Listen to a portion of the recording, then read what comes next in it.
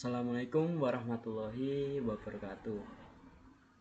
Perkenalkan, Bu Rina, nama saya Asroli Nur Fahmi, absen 3 dari kelas 102. Jadi, hari ini saya akan menjelaskan 7 permasalahan utama yang sering terjadi dalam masyarakat multikultural. Lengkap dengan definisi, contoh nyata, dampaknya, dan cara mengatasinya. Sebelumnya, saya akan yel-yel terlebih dahulu, Bu. Beda warna, beda budaya. Kita tetap satu tujuan. Pelajar Pancasila siap jaga toleransi. Baik, setelah saya yel-yel tadi, saya akan lanjut membahas 7 poin utama masalah yang sering terjadi dalam masyarakat multikultural. Baik, yang pertama itu ada etnosentrisme. Jadi etnosentrisme ini adalah sikap merasa bahwa budaya, suku, atau kebiasaan kita itu paling besar, paling baik dibanding budaya orang lain. Contohnya, seorang pelajar dari suku A menertawakan logat bicara dari temannya dari suku B karena dianggap aneh. Lalu, contoh yang kedua, saat diskusi budaya di sekolah, kelompok mayoritas merasa budayanya itu yang paling pantas dipamerkan. Jadi, sikap etnosentrisme ini bisa merusak persatuan kita. Jadi menutup diri, tidak mau belajar atau memahami budaya lain. Ini bisa membuat teman dari kelompok minoritas merasa tersingkir. Seperti itu, Bu. Jadi selanjutnya solusinya gimana? Yang pertama, pendidikan toleransi dan keberagaman sejak dini. Yang kedua, belajar budaya lain tanpa menghakimi. Seperti itu. Baik, sekarang masuk ke poin yang kedua, yaitu adalah diskriminasi. Jadi diskriminasi sih apa sih? Diskriminasi itu adalah perlakuan tidak adil terhadap seseorang hanya karena latar belakang suku, agama, ras, atau budaya mereka. Contohnya, seorang pelamar kerja ditolak hanya karena berasal dari etnis tertentu, walaupun dia itu punya kemampuan. Contoh yang kedua, anak dari kelompok minoritas diperlakukan berbeda oleh guru atau teman karena keyakinannya. Jadi dari contoh di atas, diskriminasi itu bisa menciptakan ketidakadilan dan memperdalam kesenjangan sosial. Orang jadi kehilangan haknya hanya karena kehilangan identitasnya. Lama-lama bisa menimbulkan kebencian dan konflik. Tuh. Jadi lanjut untuk solusinya itu bisa satu, menegakkan hukum anti diskriminasi supaya pelaku diskriminasi ini bisa jera.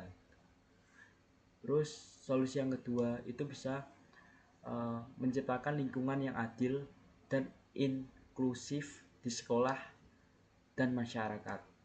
Seperti itu, Bu. Selanjutnya poin yang ketiga yaitu adalah SARA. SARA itu adalah konflik atau permusuhan yang terjadi karena perbedaan suku, agama, ras, dan antar golongan.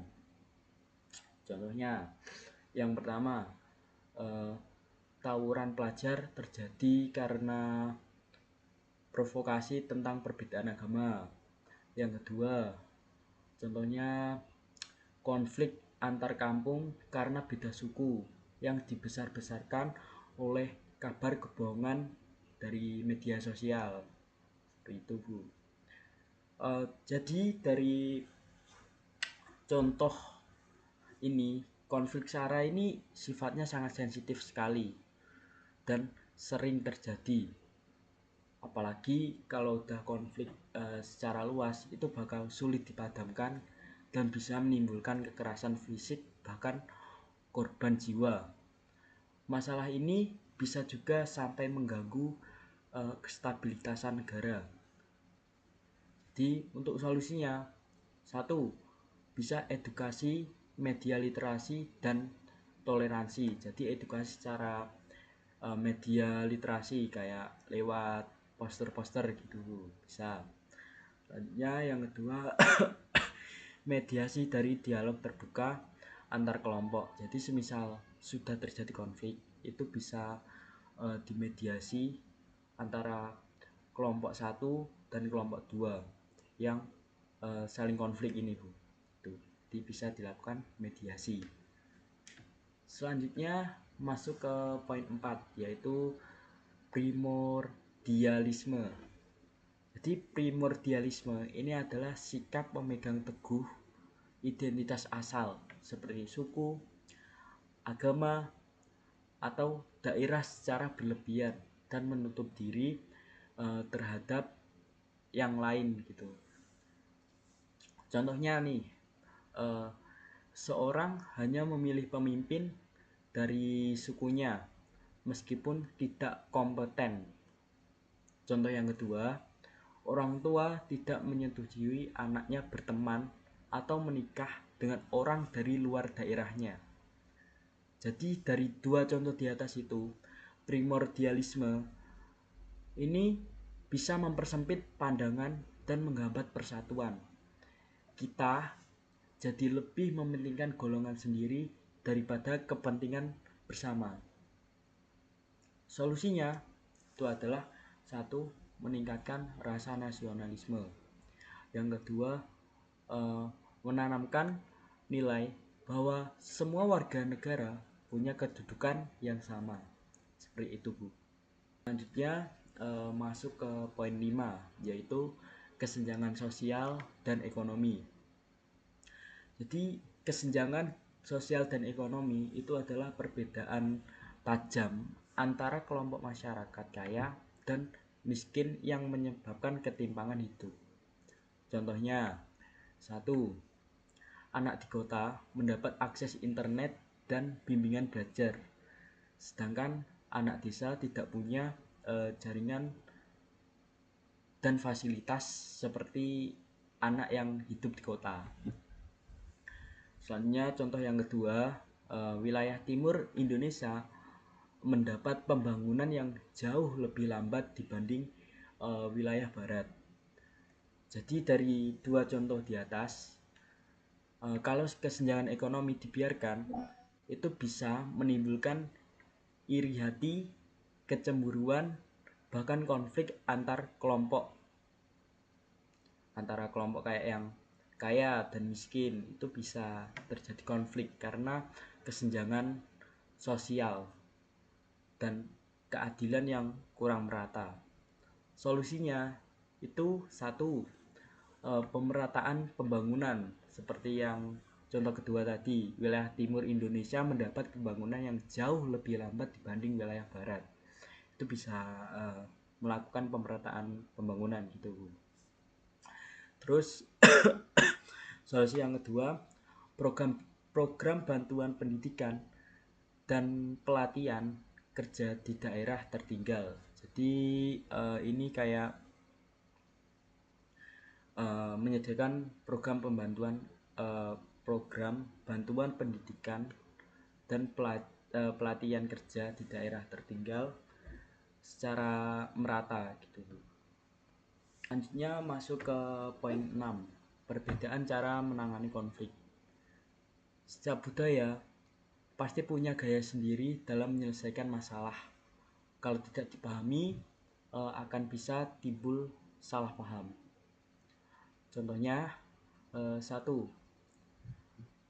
orang lebih suka menyelesaikan konflik langsung, tapi satunya merasa itu malah menyerang secara pribadi. Lanjut ke contoh yang kedua. Di tempat kerja, seorang karyawan dianggap tidak sopan karena memberi kritik langsung ke atasan. Padahal itu di budayanya itu bentuk kejujuran. Jadi dari dua masalah contoh di atas, kalau tanpa saling pengertian, konflik kecil ini bisa jadi besar, bahkan bisa merusak hubungan kerja atau persahabatan.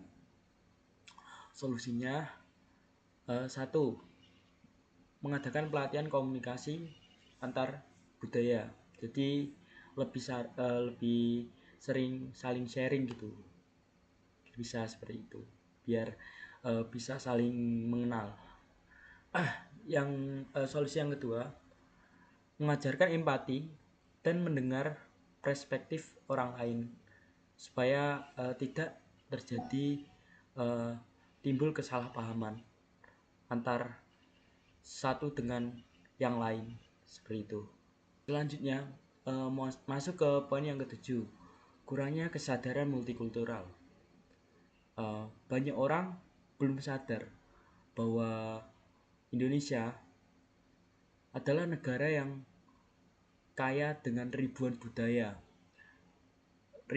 ratusan bahasa, dan masih banyak lagi yang harusnya itu kita harus saling menghargai.